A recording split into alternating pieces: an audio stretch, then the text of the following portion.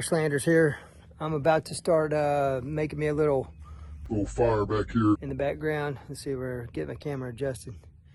Anyway, I'm gonna cook me up some food. I'm using a grill and maybe this right here as well at the campsite I'm in. I got my little Easy Up with my Walmart special add-on tent. It's working great. I got that waterproofing up here on the tent. It worked out great, awesome.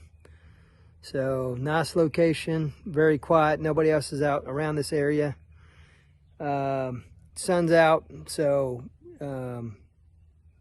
hopefully, I don't know if the lake's gonna start dropping anytime soon, but it hopefully doesn't go over the spillway, but it's getting close. If it doesn't stop raining in Oklahoma, for sure, it's gonna go over. But as of right now, it's looking like it might have held off in just enough time to not go over the spillway.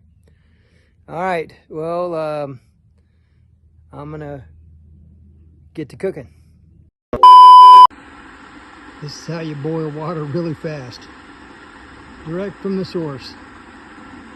Right next to the faucet where I have my wash station hooked up. So we're making hot water for dishes. Cooking me up some scrambled eggs right now.